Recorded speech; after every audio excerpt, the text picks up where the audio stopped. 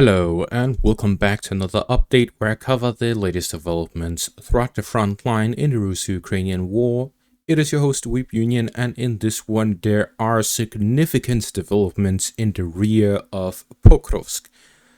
The Russians have made several breakthroughs in the rear of the Ukrainian lines due to the lack of manpower on the Ukrainian side, and this report today is the biggest piece of evidence so far of the Ukrainian lack of manpower along the front line, because the Russians have managed to infiltrate the rear of the Ukrainian lines. What I'll be covering in this video is the complete disaster that the Ukrainians are currently facing on the front line and how decisive this upcoming Russian offensive can be if they are managing to succeed with it.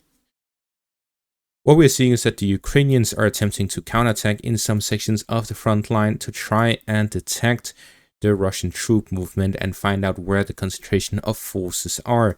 This is to know where to relocate what manpower they have left to which sections of the front line to prevent a Russian breakthrough. But the Russians are already breaking through the Ukrainian lines without launching any major offensive, and that is simply due to the lack of Ukrainian manpower. Now, if we take a look at the Pokrovsk direction, we see exactly what I'm talking about. The Russians have made significant advances to the northeast of Pokrovsk, but this isn't especially what I'm referring to. It is this gray zone right here to the east of Novoshakhove. This is a 6-kilometer deep breakthrough by the Russian forces, where according to Deep State Map, the Russians were present there. As we see with this image here shared by Deep State Map, all of these red areas where the gray zone reaches to, these are areas where geolocated footage has shown Russian troop presence. Deep State Map states the reason why they are mapping with these new wide gray zones is because the Russians are making use of a new tactic, where small groups of infantry, usually between 4 and 20 soldiers, launch these assaults where they are able to dive deep into Ukrainian territory, where they try to establish and entrench themselves deep into Ukrainian territory behind their lines and wait until reinforcements arrive with supplies and a genuine fighting force. Now we see this push very deep into Ukrainian lines here on the road connecting Novoshakhove with Shakhove. This is one of the main supply roads that will lead to the supply of Pokrovsk from the Slovyansk-Konstantinivka line. It has a direct connection from Drushkivka towards Pokrovsk. A Russian troop presence in this road will significantly limit the supplies of the Ukrainians coming from the east, as they'll be left with one singular road remaining that directly connects Drushkivka to Pokrovsk. The Russian troop presence was detected in the road here, and if we take a look at the roads, they were likely moving along the forest lines all the way down south to the front line.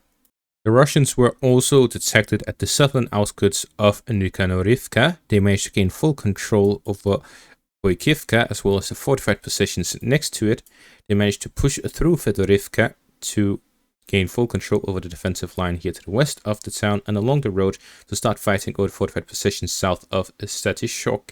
They also managed to gain a foothold within Statishok, where the geolocated footage does not confirm the Russian capture or entrenched positions within it. Instead, it shows that the Russians were present within it.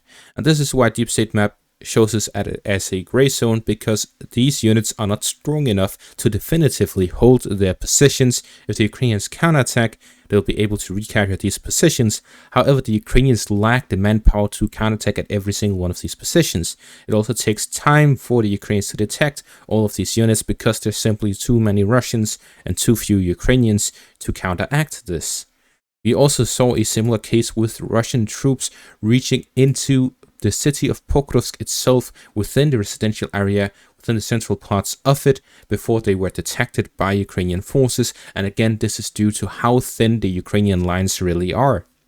In conclusion, what we're seeing is that the Ukrainian defensive positions across the front line have been weakened to such a significant degree that sometimes the Russian soldiers can drive 6 kilometers deep into Ukrainian lines without any resistance, where they can clear the way for mines and other obstacles that were deployed to cut off supply lines and perform guerrilla warfare in the rear of the Ukrainian forces and open up the road for larger contingencies of Russian troops to capture settlements and locations. This is what has allowed the Russians to make significant progress over the past 24 hours. Now, moving on to the frontline developments, we start out in the southern section of the front line, where the Russians advance beyond the town of Kamyansk, aligning the front line with the next line of defense of the Ukrainians along the fortified positions north of Kamyansk, the forest lines and positions here to the northeast of Kamyansk. We're looking to gain control over the area in between the current front line between the Russian and Ukrainian forces. The Russians are looking to gain control over the fortified positions in between the current front line and the next line of defense of the Ukrainians along the first line of defense here in the Zaporizhia region. In the southwest of Donetsk, there's been no developments. There has been some back and forth between the Russian and Ukrainian forces. The Ukrainians managed to recapture some positions, to which the Russians quickly captured them again. The southwest of Pokrovsk, the Russians advanced near Svirove. As we see with the shield-gated footage, the Russians pushed through the town. Again, there's some gray zone within the town of Leontovichi due to the lack of Ukrainian manpower to hold these positions. Instead, they are stopping Russian advances simply by using long-range strikes, such as FPV drones and artillery. The Russians managed to make several advances to the northeast of Pokrovsk, expanding their zone of control within the northern parts of Novoekonomishne, and expanding their zone of control to the west and north of Fedorivka, gaining control over the fortified positions and the remaining parts of Boykivka, and pushing west of Fedorivka in their attempts to cut off the northern road leading into Pokrovsk. Their objective is to gain control over the defensive lines and the supply lines of the Ukrainians to the north of the city for the operational encirclement of it. To the east of this, the Russians managed to advance within Poltavka, as we see with the shield-gated footage. The Russians have cut the town into two, the western and eastern parts of it. The Russians are here looking to gain control over the western parts along the river line and expanding north of Popevya following the capture of the town, before moving on to the eastern parts and expanding into Rusin Yar to the east, where the Ukrainians have several lines of fortifications. To the northeast of this, the Russians have managed to capture two fortified positions northeast of Yablonivka, where they are pushing to gain full control over the final fortified position of the Ukrainians here to the northeast of the town. This will allow them to cut off the supply road leading into Oleksandro, Kalinove, and Yablonivka, the central parts here in the direction of Klemenbyk. Their objective is to gain full control over the town, cut off the positions of the Ukrainians southwest of the reservoir, and open up for offensive operations towards Stepanivka, Dovhabelka, and Roshkishne. With these fortified positions under Ukrainian control, they would be able to significantly stop or slow down Russian advances, but due to the lack of manpower, that means these fortifications are lightly or not manned at all, which allows Russians to quickly capture some of these positions. An example was the Russian capture of the fortified positions here in the western parts of Kalinove and in the direction of Zoria, where Russian bikers managed to gain control of these fortifications because they were simply empty. So the Russian bikers drove up, sat in their fortified positions, which opened the road for heavier forces to push through to gain control over Zoria, encircling the Ukrainian forces in the fortified positions to the southeast of the town. In the direction of Toretsk, the Russians managed to gain control over the main parts of Shcherbinivka, leaving the northern parts, I'm not sure if it's part of Novospassky or Shcherbinivka, remaining under Ukrainian control, although the Ukrainians managed to open up the road to the north of the operational encirclement. The Russians have managed to gain control over both Shcherbinivka and Novospassky. This leaves just Klivenbyk, Katerinivka, and the final residential area remaining under Ukrainian control, which means the pocket itself has significantly weakened. Further north in the direction of the Serbis River line, the Russians made a small advance in the direction of Turske, getting control over a fortified position here to the northeast of the town. The Russians are attempting to clear up the fortified positions in the eastern flank to gain control over the additional supply road into the town for a combined push from the northern and eastern directions. In the northern direction, in the direction of Depova Novosilka, the Russians managed to advance to the northwest of the town, gain control over additional forest lines, while the Ukrainians are counterattacking from the direction of Pishane along the railways towards the fortified positions, fighting over the fortified positions to the southwest of the town. The Ukrainians are trying to cut off the Russian offensive capabilities here in the eastern flank of Kupiansk. In the northern section of the front line in the Sumi direction, the Ukrainians managed to gain full control over Kindrativka following a Russian withdrawal from the town. They bombed the bridges in the previous video. This is to cover for the withdrawal from the town.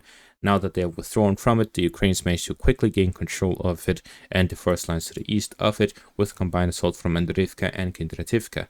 With this, the Ukrainians have secured the western flank of the Sumi region, and the Russians withdrew from it due to the casualties that they wanted to withdraw the wounded personnel from the area. They were unable to properly supply due to the operational encirclement of the Ukrainian forces of the Russian supply lines, which allowed them to inflict casualties on the Russian forces here within the town, and they had to withdraw, or else they would take too many losses for a town here in the western parts of the Sumi region.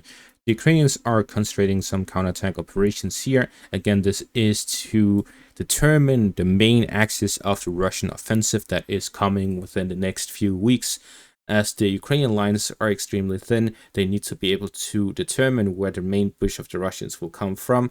Otherwise, they'll be vulnerable to a complete collapse of the frontline positions, especially with how thin, due to the lack of manpower, the Ukrainian lines are. If the Russians are able to break through the Ukrainian lines, they'll be able to gain control of a significant portion of Ukrainian territory, similar to the very start of the war. And that is going to be all for this update. Thank you all for watching. Make sure to leave a like, subscribe, check out my Patreon and YouTube membership for additional content. Thank you all for watching and have a great day.